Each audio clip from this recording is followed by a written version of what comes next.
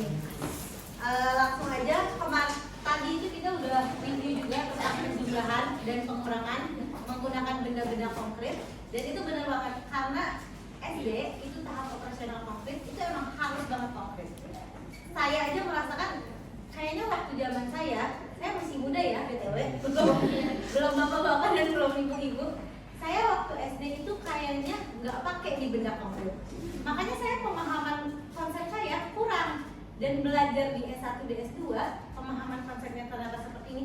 Dan itu sangat berguna banget untuk anak-anak SD. Itu karena anak SD itu kan golden age ya, ingatan mereka masih bagus, masih fresh. Itu mereka dikasih apapun mereka akan ingat.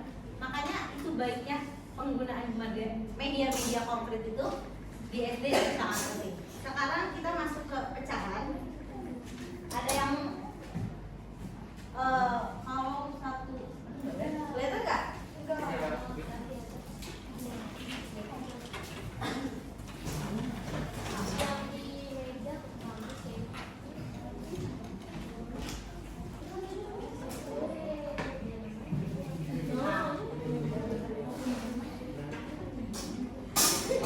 Ada yang tahu 1/2 dikali 2/3 itu berapa?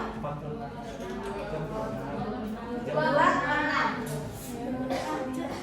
Ini itu balik lagi, ini adalah prosedural, bukan konseptual. Anak kalau kita kasih tahu ini 1/2 dikali 2/3 itu tinggal dikali aja 2 sama 3-nya jadi 6, 1 kali 2-nya jadi 2. Tapi ini prosedural, anak akan lupa karena dia baru belajar penjumlahan. Kenapa Bu? Kok 2 sama 3 langsung dikali 6? Kenapa nggak disamain lagi kayak penjumlahan dan pengurangan kemarin? Nah, jadi gimana cara kita mengajarkan konsepnya? Ada yang udah pernah mengajarkan pecahan ke kalian? Nah, pembelajarannya itu sama, masih bisa menggunakan origami, cuman lebih enak lagi kalau kalian menggunakan pembelajarannya pakai kertas bening ini. Ini dari depannya kertas jilid juga bisa, dari mika bening juga bisa. Karena pada dasarnya perkalian itu adalah sebuah perpotongan, di mana 2 kali 3 itu 6. Dari mana? Kalau kita bikin garis, ini adalah teknik yang dipakai di Jepang kita.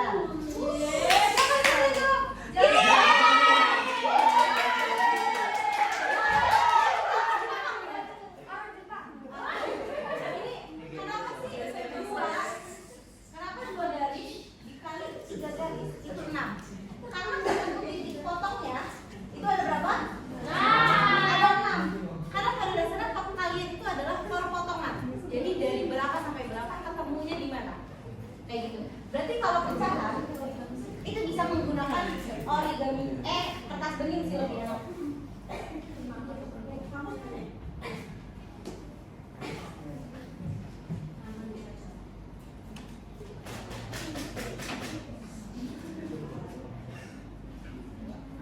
Kalau kita pakai 1/2 dikali 2/3, ini contohkan aja kita bikin 1/2. Ini 1/3.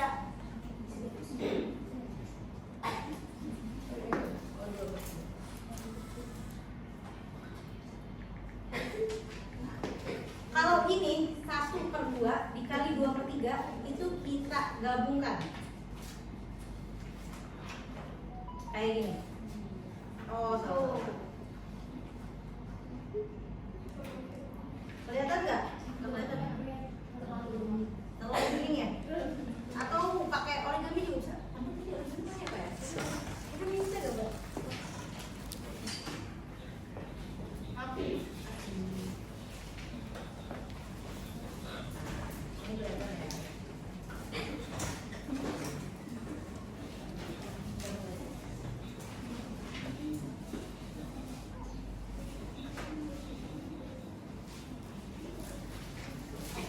Ini 1/2 dan 2/3 itu jika kita satukan di mika bening ini, karena nggak kelihatan ya.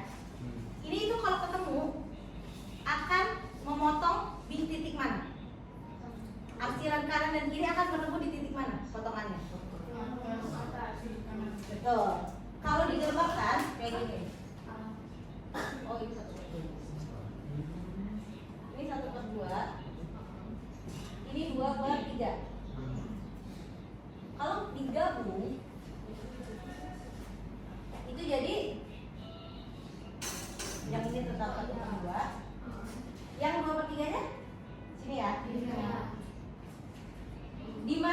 titik potong ketemunya?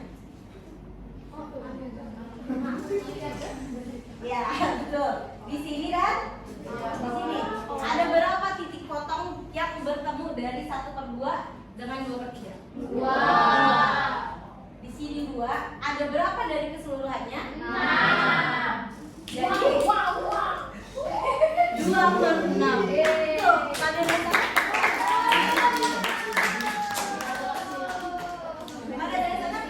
pecahan perkalian itu memang titik temunya atau perpotongan antara pecahan satu dengan pecahan yang lain. Mungkin kalau pakai tangan atau kita langsung ke gambar ke sini, itu anak nggak akan ngerti.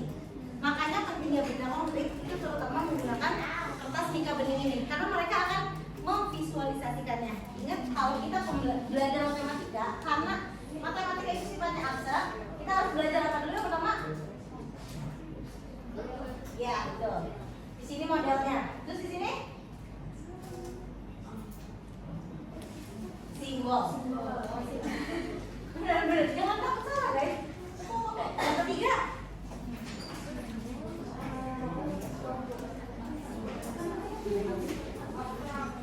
lisan. Betul, lisannya ini sama aja dengan tadi yang pada dijelaskan, yaitu CPA. Di sini konkretnya, di sini piktorialnya, dan di sini abstraknya. Makanya pentingnya kenapa kita harus pakai media konkret, karena untuk kita ke simbol itu kita harus pakai media konkret. Kalau kita langsung ke simbol terus kita ke lisan, ini namanya prosedural, bukan konsep.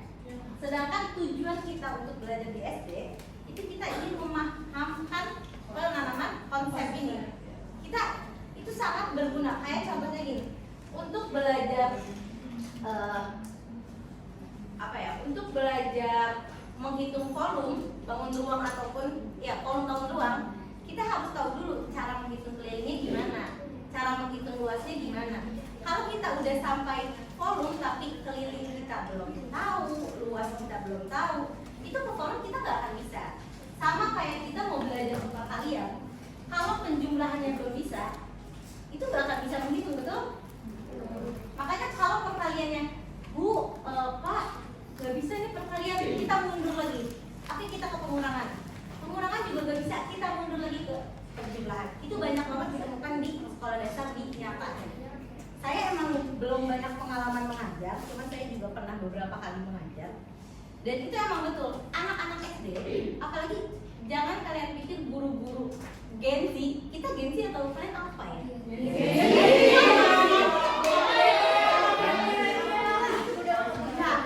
Dari jaringan Gen Z itu mungkin kalian berpikir kan guru-guru sekarang inovatif, sekarang terbarukan kok, kita kan bisa lihat TikTok, bisa lihat Instagram, Twitter dan yang lainnya. Itu enggak, guys. Ternyata guru-guru Gen Z setelah masuk ke sekolah karena dengan banyaknya tuntutan, itu mereka tetap aja kok. Sama aja mereka ngambil jalan pintas kayak udahlah prosedural aja. Pokoknya perkalian itu 1 kali 2, 2 kali 3, 6. Kayak gitu. Dibanding kayak harus pakai ragam, media konkret, harus pakai simbol, terus tulisannya, gimana cara penyebutannya. Itu mereka juga gak usah lah, mereka juga ngerti. Nah, itu salah tangkapnya diskursus Gen Z yang sekarang. Dan itu saya rasakan karena teman-teman saya juga masih melakukan itu ternyata. Meskipun mereka guru-guru terbaru, kan mereka masih melakukan kesalahan-kesalahan ini. Dan semoganya nanti kalian jadi guru-guru, kita kuatkan konsepnya, karena konsep itu akan berlanjut sampai ke akhir nanti. Oke. Kalau sekarang soal baru ada yang mau coba? Coba dong, masuk. Kenapa? Oh,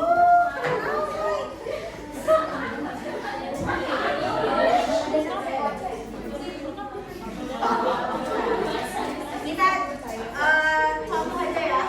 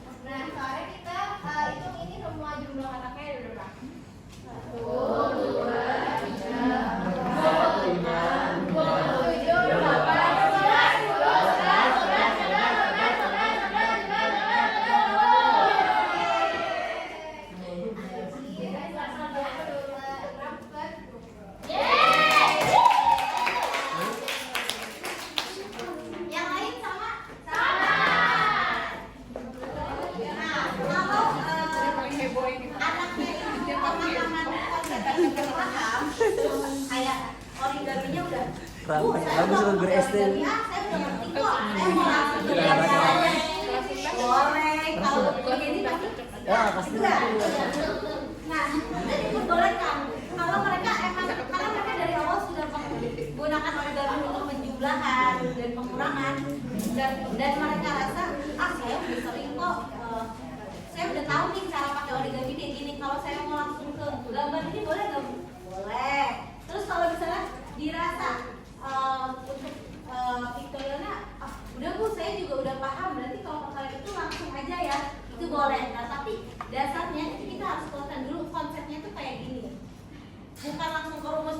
Ya udah nanti pembilang kali pembilang, penyebut kali penyebut, dan kayak gitu. Karena mereka juga pembilang tuh apa sih, penyebut tuh apa sih. Nah, kita nggak menekankan untuk apa itu pembilang, apa itu penyebut, atau kadang mereka tuh sering ditemukan di sekolah itu mereka akan membahas, Bu, atas kali atas ya Bu, Bu, bawah kali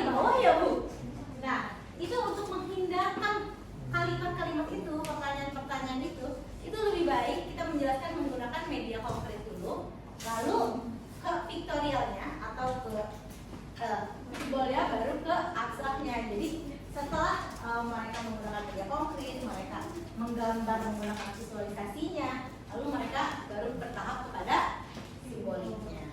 Sekarang kerja kelompok lagi sama seperti tadi, coba menggunakan soal yang berbeda. Dipersilakan kita bikin 4 kelompok lagi ya kayak tadi.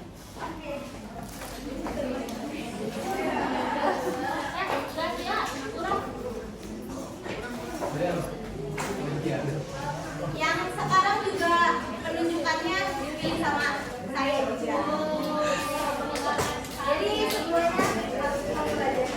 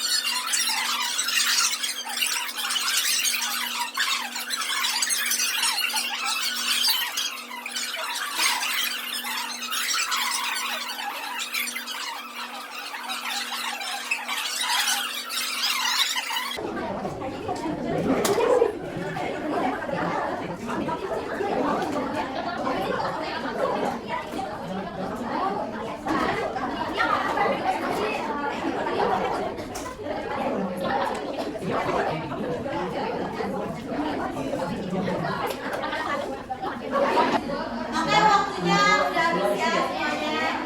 Sekarang kita pilih-pilih itu siapa yang persentasenya mau kayak tadi kita mau lagi ada kelas aja. Atau biasanya kita ke kelas ya. Semuanya memperhatikan, oke? Yang ditunjuk ini kalian mengajarkan ke anak SD pemahamannya bagaimana, dan kalian kan calon guru dan yang pastinya nanti kalian jadi guru ya.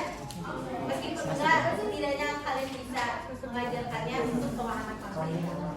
Kita mulai dari kanan dulu apa kiri dulu? Kanan. Oke, makanya.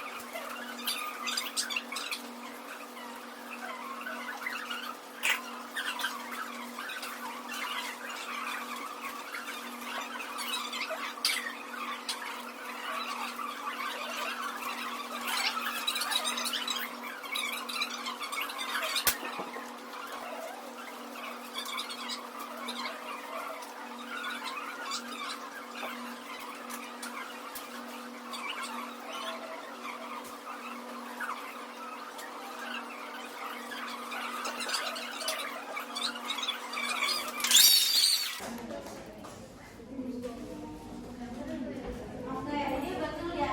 Nah, dan dari penyampaian kelompok 1 itu udah benar. Mungkin kalau kita mahasiswa yang udah gede 2/4 kan daripada angkanya gede-gede, 2/4 kan sama juga dengan 1/2. Nah, ini itu adalah otak kita, otak orang dewasa. Untuk anak SD itu nggak apa-apa mau angkanya 24/8, mau angkanya 3/9, itu nggak apa-apa sampai angkanya besar. Karena kita belum belajar ke pecahan senilai atau disederhanakan. Jadi emang pada dasarnya pecahannya segitu, ya udah segitu dulu aja, jangan diajarkan ini harus diubah, ini harus diubah. Nanti mereka akan meniru kalau yang nggak bisa diubah, mereka akan paksakan itu untuk berubah. Jadi tetap pemahaman konsepnya dari awal. Kalau kita memulai dari 2/4 kali 1/3, ya udah nggak apa-apa sampai angkanya besar pun nanti kotaknya banyak, itu nggak apa-apa. Karena kalau mereka sudah kita ajarkan ini diperkecil aja biar gampang, biar singkat, biar cepat, itu mereka akan keliru. Karena pada dasarnya anak itu juga kan memorinya emang bagus. Nah, takutnya mereka salah menangkap untuk memori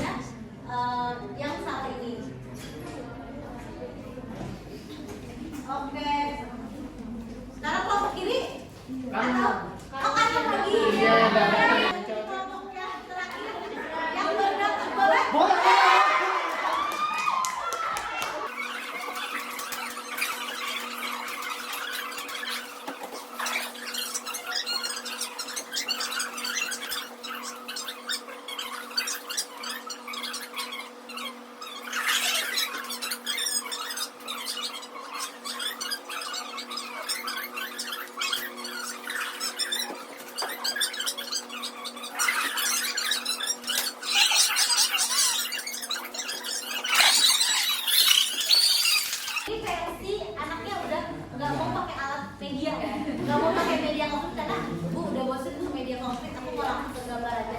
Boleh